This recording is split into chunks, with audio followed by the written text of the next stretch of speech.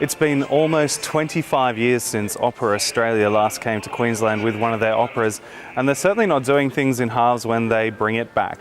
The Magic Flute opens here in Brisbane on Saturday with spectacular polar bears like this one of the most brilliant sets you're likely to see on the Lyric Theatre stage, plus of course Opera Australia's incredible cast of singers. We'll check out some of that performance and meet some of the heroes of the show, including our very own Queenslander.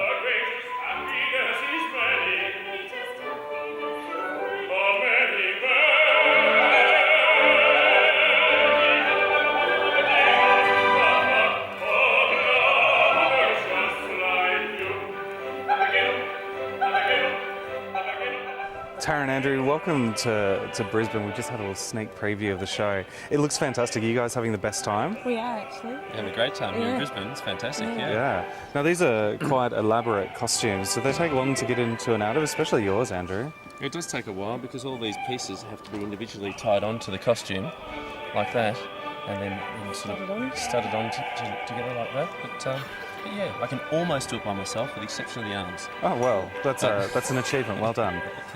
Mine's less complicated. Yours just looks like you could step into it. Yeah, like a sandwich board. Yeah, slightly more comfortable, I hope. Yeah.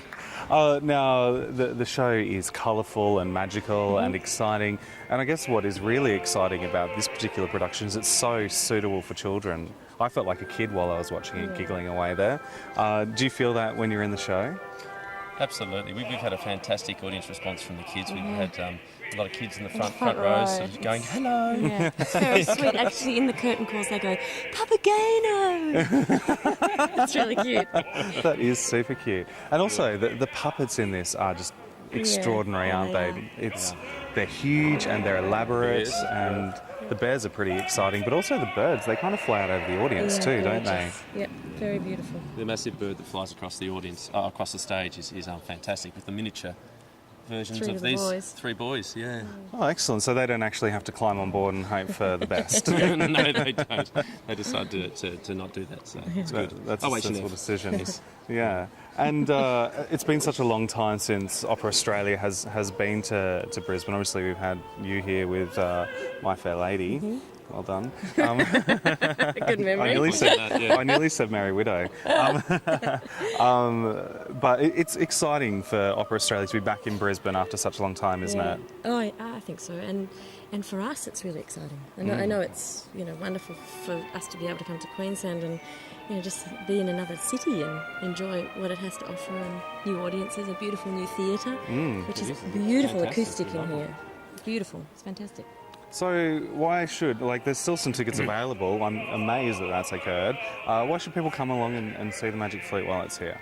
Well, I think it's a really fun show for families to come along and have if it's your first time experience in opera, I think it's a wonderful show to come along and see, just to get a taste of it and see whether you like opera, and I think it takes people by surprise who haven't been to the opera before. So if you want to cut your teeth on an opera, I highly recommend this one. Because Julie Taymor designed this, it's like a Broadway musical, but with operatic music and good singing. So and the music is to die for. Well, that's the thing. Like, you do get the kind of Broadway spectacle plus Mozart's magic music, which is pretty a good combination, isn't it? Rare. Wonderful. Well, thanks, guys. Enjoy the season in Brisbane.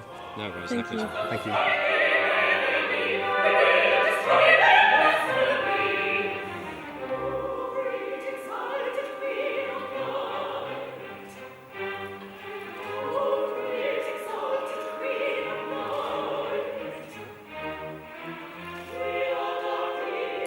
Now we're joined by our very own Queensland performer, Milica Ilic, who is making her Opera Australia debut in this role here in Brisbane.